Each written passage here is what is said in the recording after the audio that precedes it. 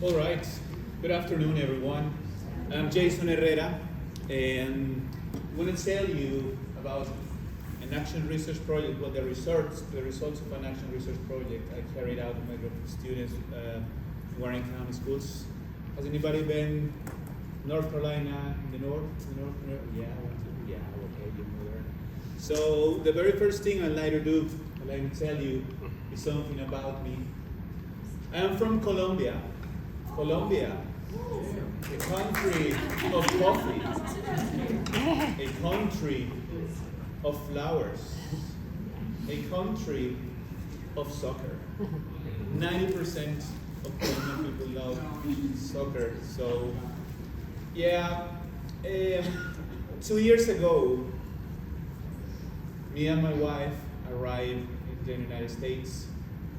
We come here with a program for English teachers, and well, we live in Vance County, if you're familiar with that, North Carolina. And the very first thing I'd like to do is to say thank you very much to my wife, because she's here and I love you. You know, it's been amazing. We've been together for 10 years. We've done a lot of things, and now we're discovering the United States. So thank you very much for supporting me and being here with me today. Also, I'd like to say thanks to my ESL teachers who are part of the band. Mr. Rodriguez and Mr. Orozco. They are here as well. We have a band. We play, there is a month, a special month we celebrate the Hispanic Heritage Month. So we get together, play, we have a band, we play music in English, in Spanish, rock and roll, yeah, everything. So if you're interested, we can also give you, music on the band. So thank you very much for being here. And this is something I'd like to highlight, something kind of personal belief, which outlined Nelson Mandela. If you talk to a man in language, he understands. That goes to his head. But if you talk to him in his language, which is something totally different, that goes to his heart. That's the main intention, the most powerful thing we have as English language teachers, or teachers, not just English language teachers, but teachers, that is trying to discover the language of every single student we have there in front of us. So that's one of my personal beliefs. I really love that. So something about my academic work. So I have a bachelor's degree in modern languages, master's degree in English language teaching, autonomous learning environments, and a service certificate for English language teachers granted by University of Cambridge. I work for Warren County Schools, and I'm currently working with the EM and L Success Project with the University of Greensboro and the Multilingual Learners Title III program, quality team in the NCDPI team. So I don't know if there is somebody here from that team. And their presentation at this time. So at the same time presenting. So and my main research interests are focused in the areas of ICTs, blended learning, cognitive strategies, metacognition, writing, constructive approaches. So I'm a practitioner researcher. I don't do research basically in the classroom. That's what I really love doing. And well, the agenda for today is the introduction, the context, research question, the theoretical framework, together with the state of the art, which is composed by the academic speaking skills, the functional approach to language learning, audio recording tools, anonymous peer assessment, and then I'm going to tell you what I did, the method, data collection instruments, participant, context, intervention, findings, conclusion, and future research. So it looks quite a bit dense, but yeah, it's going to be, it's going to be great. In the introduction, so when I first arrived in the United States and I listened to my students, I said, wow, they have a really great pronunciation. The pronunciation I could never probably have, because I was born in Colombia and English, and that's not an English-speaking country. So when the very first time I listened to them, I say, wow, this is amazing. And their pronunciation, their intonation, when I heard their voice, and they say, wow, there is no reason why I have to worry about their speaking. But the reality was different. Why? Because we understand that there are two types of speaking skills. So the very first, here we have the basic interpersonal communication skills, and on the other hand, we have the cognitive advanced language proficiency. So I found that there was something that was not going, really well over there. And then, as you know, every single year, our students have to take the Access for English Language Learners test, the Access test, okay? So these are the numbers, the number of students that took the test 2019, 2020, and 2021. So you see the numbers decrease. Some people think that's due to the pandemic. Some people think, well, it's due, there are different factors about that. And so we understand that they assess it at 6 different levels, starting with centering, emerging, developing, expanding, bridging, enriching. And well, I'm going to tell you something about my context. Warren County Schools, yeah, it's in North Carolina. It's a rural county in the north central Piedmont area of North Carolina, over there. Yeah, that's the closest part with the closest, we can be to Virginia, it's the borderline. And there are 6 Title I public schools. And you know what? I'm the only teacher working as a teacher there, so I'm the only one. I had, in that time last year, 35 students, but I served 27, about 27, because not all of them, well, there is a letter they sign at the beginning of the year, they say rejecting services, I don't want to have those services, so I'm going to do my best with my parents and the family and so on. Okay. So that's what happened there. So when I was trying to understand how it worked, because 2 years is a short time to try to understand everything and how it works, I saw that the results in the Access test, if you see the red ones are speaking skills. Here in 2021, there was a 40% in emerging. They said, wow, really? And different to what I thought at the beginning, their accent, pronunciation, everything is great. So I didn't understand what was going on. That was my very first impression. And then I took a look at the 2022 results, and I saw that, well, it was a bit better, but it was also, 39.29%. So I said, there is something I can do here, and I really love doing research. So here I go. And then I wrote down a kind of different version of these 2 questions, but well, this is the last version. What are the differences between the learners pre-test, the 2022 Access test result, and the 2023, which was from post-test, and their academic skills due to the exposure to utilizing audio recorders and anonymous peer assessment? So I decided to use 2 things. Why? The very first thing was audio recorders. Why? Because they have to record their voice in the real test, in the Access test. So I said, okay, let's work with that variable. It cannot be changed, so it is over there, it's going to be over there. And secondly, the anonymous peer assessment, which was a kind of formative assessment I had already heard of, and that there were some research studies that suggested that using that kind of formative assessment would benefit our students. And also, because I had to travel or go to 6 different schools. So that was the most convenient, in that time, the most convenient instrument I could use. And secondly, the insights and learning experience from the learners when they use the audio recorders and the peer assessment during the pedagogical intervention. And here we go. So in the theoretical framework, I outline how the academic language context work with the academic speaking skills, the famous functional approach to language learning, audio recording tools, and anonymous peer assessment. And what I'd like you to do right now is to try and answer. Could you please get together, the 2 of you and the 2 of you and the person beside you, and talk about you, question number 1, 2, you're going to do number 2, number 3, 4, 5, and 6, please. Wow, okay. 1 and 2 again, all right? Please, in 2 minutes with the person beside you. Question 1, 2, 3, 4, 5, 1, and 2. Academic speaking skills. Right, thank you, 2 minutes. What are academic speaking skills?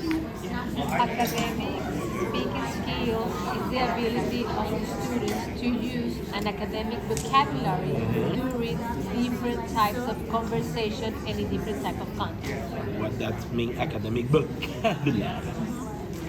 Okay, academic vocabulary is not the vocabulary that you will use for conversations related to routine. It will be related to certain topics, like specific topics, let's say in science, in math, in history, in social studies.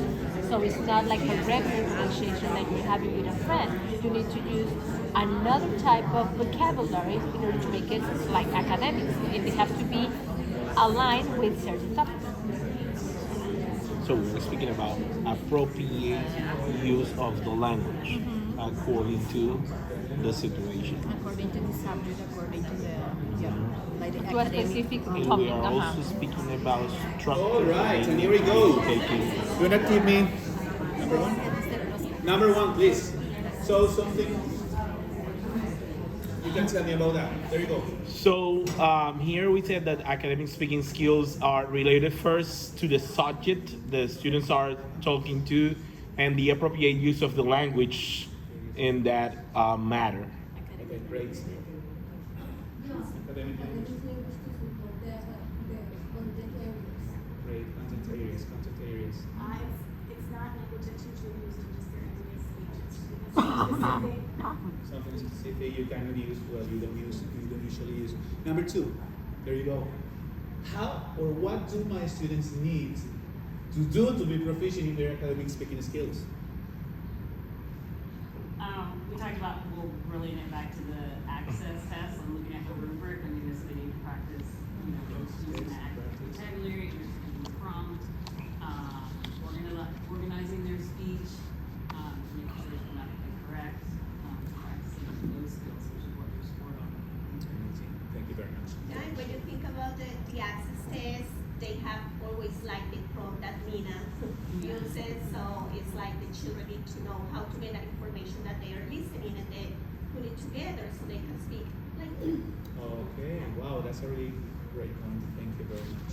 Yeah. Using big words because they're so social that the other ones they can't put it in context in their conversation. And we were talking about how we had changed the standards like 7 years ago. Now the speaking is dropped to everybody. It doesn't matter if you were very good or bad, it's just everybody. Everybody. All right. That's key as well. I guess they're not that they're answering in one or two words. If they're not able to put it all into a sentence, or they, I think it's not like kindergartners and third grade, so the little ones, we just give like one or two extras and that fall back in and giving more support of why they answered that, making a complete thought. Amazing. Making complete thoughts. Amazing. What about number three? I'm sorry about Yeah. number two. Is that we have noticed that students sometimes acquire word or vocabulary this year, but the next year they can practice it. They are going to forget about that. If they don't practice the vocabulary, That's a keyword practice, and I'll tell you why. Amazing. Thank you so very much for bringing this into consideration. And then back there, so we go with the question number three. What do I have to do as a teacher to lead my students to improve their academic speaking skills? Any ideas? I believe it's practice. Practice. Anything else? We also talk about breaking up words, so they give the ability to the student to understand the word and doing practice of modeling. So we pronounce and they repeat. That will build the confidence so they can participate and they can speak better. All right, listen to what you said. Confidence, practice, modeling, amazing. So, number four, I guess? Yes. Number four, where do I find the information I need to help my students? Where can I find the information? We were thinking about the whole child. I was thinking about the whole child when we talk about, sometimes it's important to, get to know their background first, where they're coming from, their language, what they know already in their language, as far as their speaking skills. But we also talked about these, access scores, we would notice and we see where they are and improve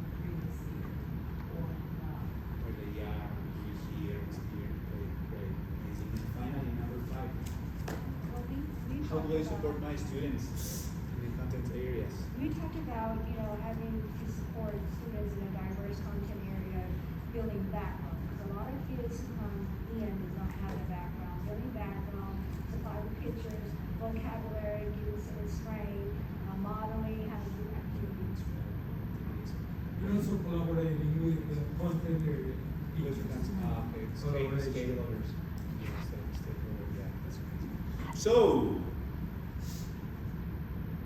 academic language speaking skills in context. It is understood as a language which is different from the informal language because it will define the success of our students. That's the very first and most important thing.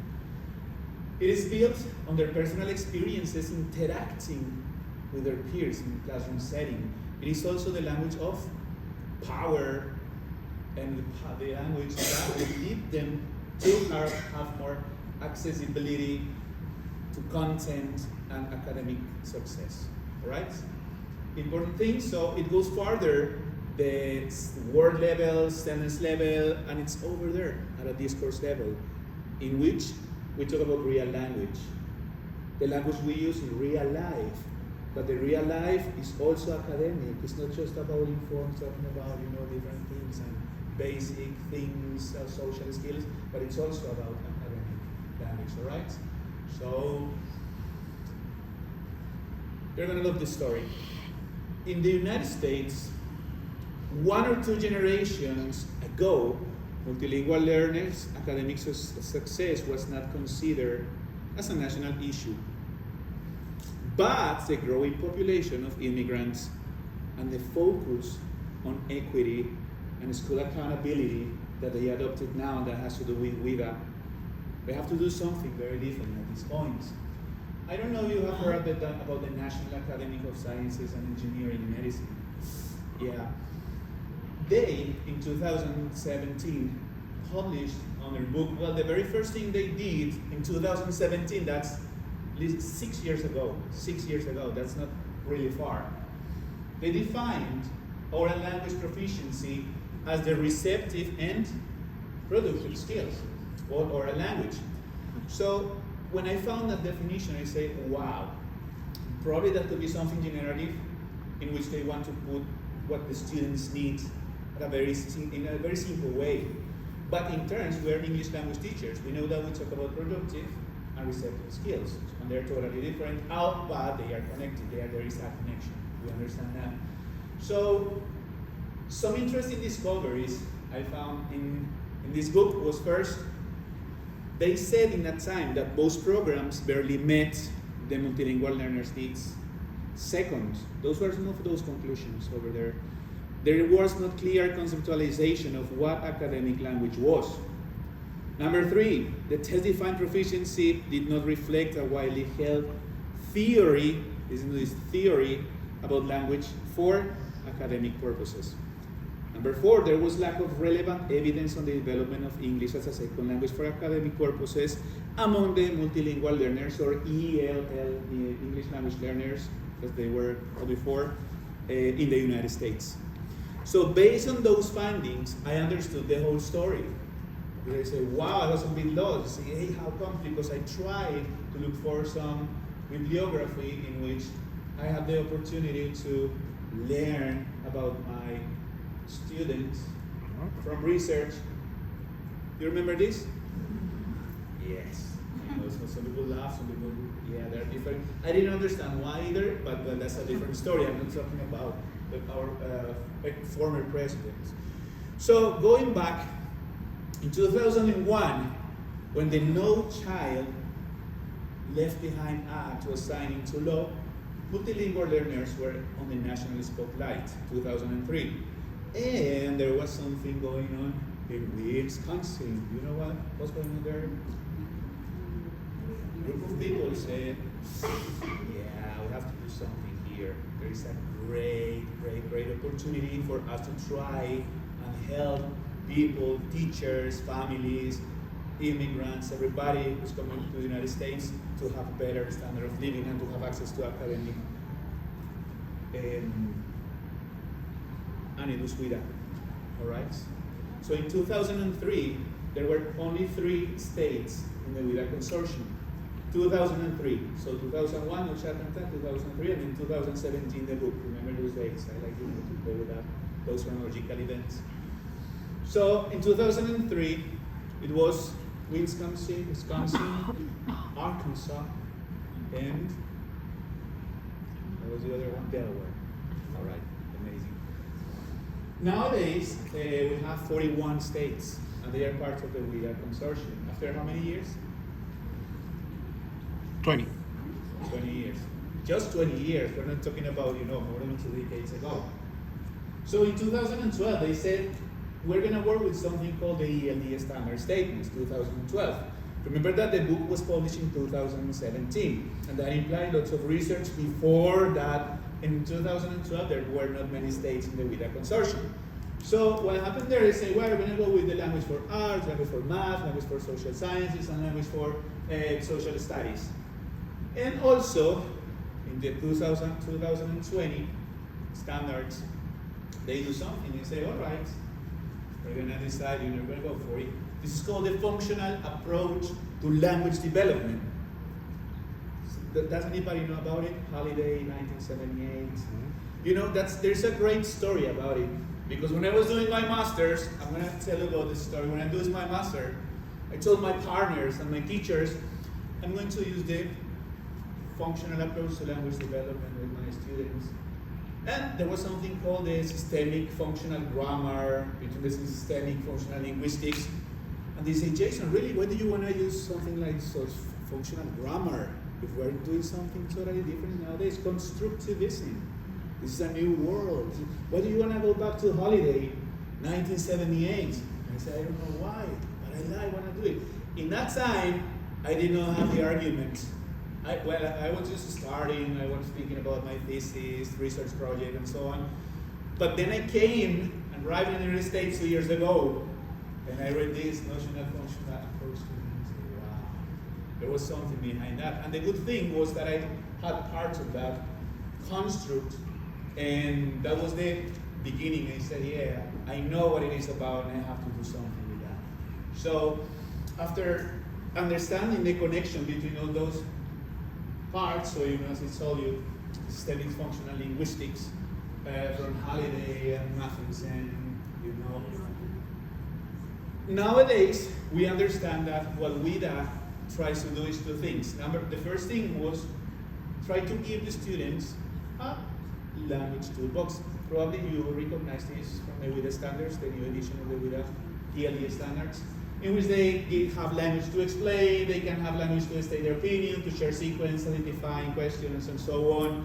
And secondly, they gave an answer to the National Academies of Sciences, Engineering, and Medicine, in which they state that there was not a language acquisition theory behind the whole language process,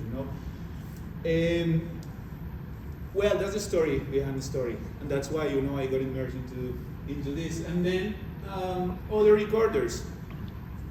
At this point, I'm going to tell you the secret of my success with my students. It's here.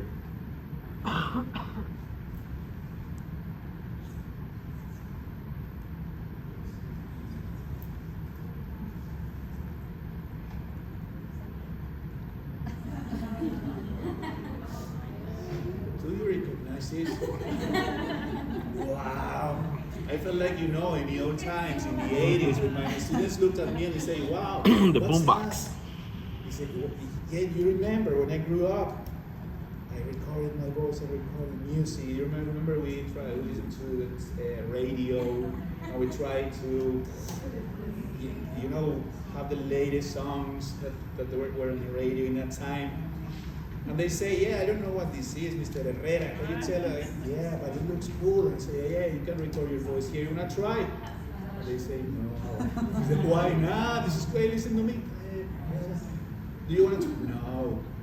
And I understood that the very first thing is that the students don't like to record their voices.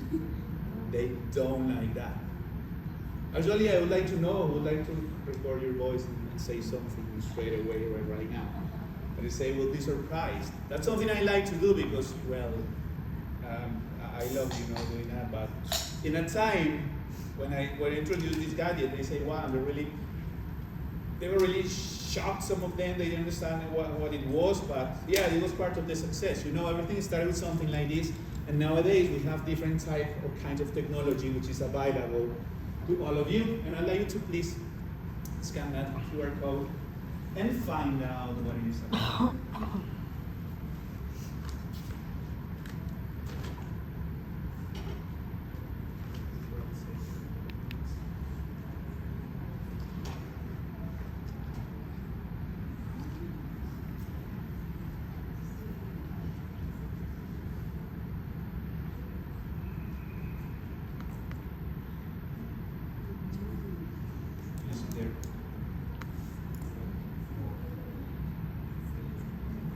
You recognize that too? Oh, you can click play.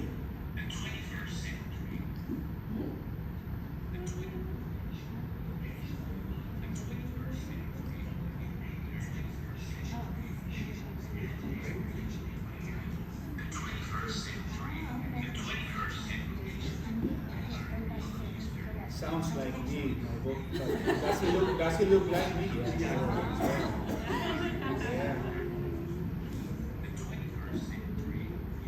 So that's one of those Web 2.0 tools I use with my students so that they got more confidence when they spoke. So at the beginning we're kind of shy, and I try to combine everything, old-fashioned technology, modern technology, new technology, different type of technology available. Also their cell phones and everything that was available or that is available nowadays. And well, I try to be at the beginning really optimistic about this and the creation of podcasts. Probably you heard about podcasts, listening skills, speaking skills, but their language proficiency level seems starting because most of them are long-time learners, long-term learners. Yeah, that's the word. And I found that they could not produce really long speeches, utterances. They were limited because of the vocabulary, because of the extended sentences, because of the last sentence stutters, and what I decided to do was to do something different. Well, if you want, there is something here. It's different types of recording tools. You can also use with your students. You can save that file. That's a PDF file. You can save and use with your students as well. And at this point, I understood that my students didn't want to record their voices. So I understood, do you remember crashing? Yes. Affective filters? Yeah, that their affective filter was, do you want to record? Hey, come here, you want to? No, they don't want to. So I said, well, there is something called peer assessment. And since this is formative, it took my students to think about recording the voices and using language for real purposes, to transit and find something different to do. Peer assessment happens when they work together and they give their opinion. It has to be formative, and if you pay attention, you will find one of those rubrics I used to with my students and ask them to peer assess their partners.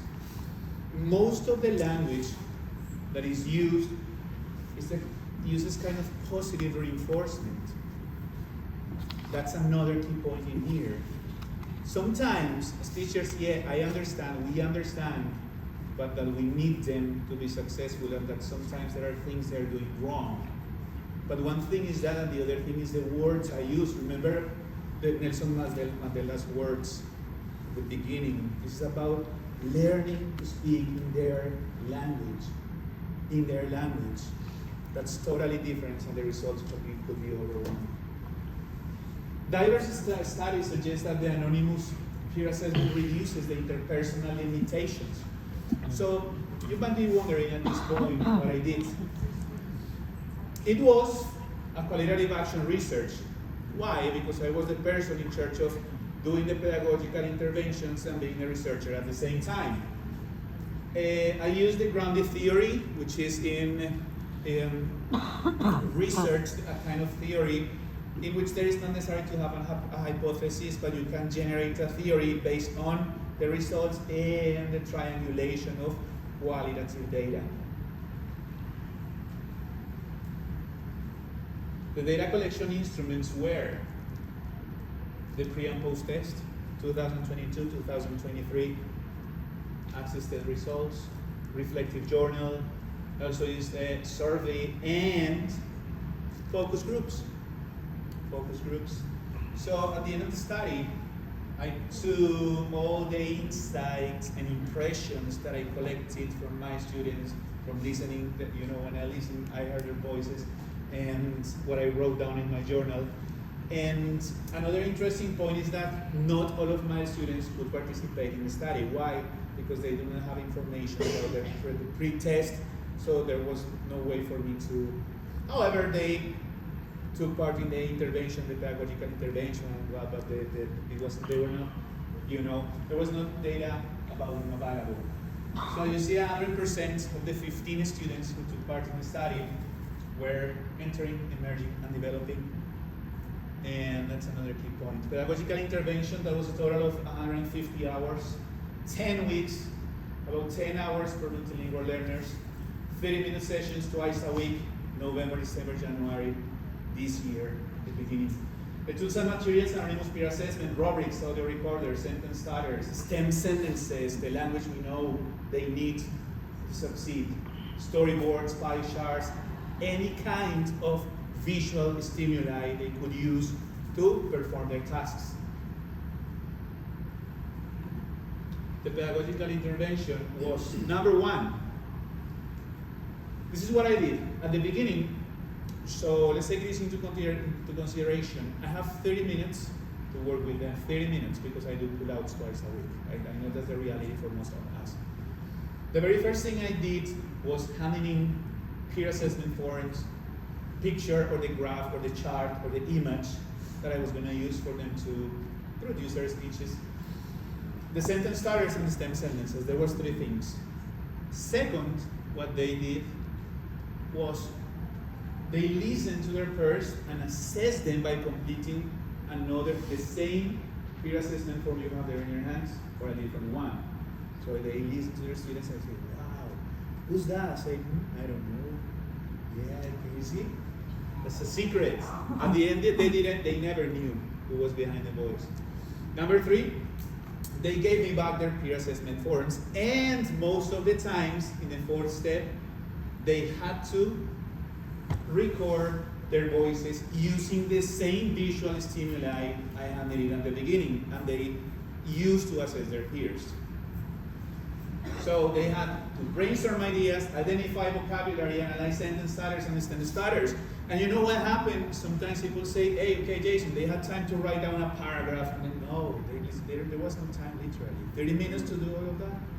They did not have time to write anything down. The only thing they had was what they had heard at the beginning, the how-to box with the STEM sentences, sentence starters, the vocabulary, what they could brainstorm in a couple of minutes, and then finally they had to record their voices. So I did this for about 3 months. 3 months, practice, using the peer assessment. And going back to the research questions, remember, I'm going to tell you about the results. The learners pre-test and post-test, and the second one, the insights and learning experiences from their learners and what they say about using peer recorders and peer assessment. Findings: the qualitative data, no, that's quantitative data, showed that the 93% of the students improved their grades in the speaking part of the test. 93% is 93, so it's, you know, a really big, we know we're really happy about that. Also, 20% of the students move ahead to proficiency levels. They were at the first level, they moved to the second or third, or second, third, fourth, and so on. Of course, there's something we have to do. 46.6% of the students move ahead one proficiency level, and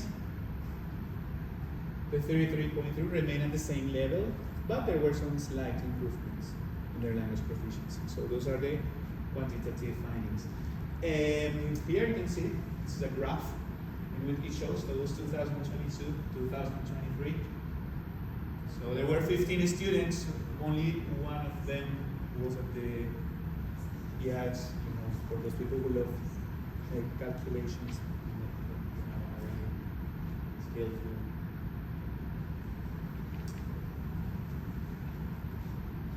And in terms of the qualitative data analysis, after triangulating the information in the reflective journal, surveys, and focus groups, I found, this core category supported by these two subcategories: performing academic tasks with increased cognitive awareness and improved confidence, positive reinforcement and self-confidence, and efficient ways to perform speaking tasks using a specific language. I'm going to tell you about it with more detail. So, number one. Let's see if I can use this. Yes. Check the USB connector.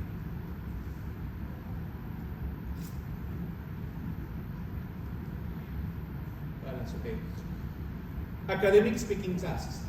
There is something we cannot control, and it's not, well, there's something we cannot control, which is the use of the audio recorders. They increase the affective filter of the students, and they don't really want to record their voices, they don't want to listen to what they say. But the positive thing is the repetitive sequences. During 3 weeks, 6 weeks, 7 weeks, 8 weeks, asking them to do the same thing, the same routine, and using any kind of formative assessment tool that in which they can give the positive reinforcement. Positive reinforcement will give us the perfect balance between that thing that increases the affective filter, and we can lower the affective filter, and then we'll have a balance, well, something which we can deal with and we can work with our students. By doing so, learners will increase their self-confidence and they will enhance their cognitive awareness. So, do you remember what cognitive awareness is? Using strategies to perform tasks, using sequences, using vocabulary, so that sequence of things that they use to do their tasks. And the result is better academic speaking skills and higher grades in their access test. So it was what this action research project was about. Well, there is an article as a result I would like to have published, but I think next year, because there's a revision process and so on. And well, that's the story behind. Some pedagogical implications are for us as teachers. Use positive reinforcement as an option. Positive reinforcement. Number two, highlight the positive and areas of improvement. Anonymous or non-anonymous peer assessment could work. The thing is that I use anonymous because I had to go to 6 different schools and I did not have enough time for them to get together, and that the two of them could work in the same way. Try to define and work the assessment criteria with the students. That would be great if you ask them to say, okay, what do you think about this? What do you think if we use these words? Yeah, do you think you can do that? Do you think how long it's gonna take you to memorize these words? How long it's gonna take you to, define the criteria? And finally, instruct learners using tool for the format, language, organization. Those are some of the basic things they need to know. Future research, doing research in the United States with our multilingual learners is still unexplored. You remember we have the 2020 ELD standards. If you remember the story I told you about the ELD standards, that doesn't mean there is nothing here. That means there is a lot to do. Okay? Research is something which could sometimes sound, something difficult to do, something challenging. But once we go for it, and when we do it, we can learn how to do something that's, our future researchers can use. That's, thinking about them. Affective filter and build bridges to academic success. And remember that this is the best thing you can ever use with your students. The best. Tools and instruments are just tools and instruments. What is behind their use is what is going to impact the way our learners learn. So thank you very much. You can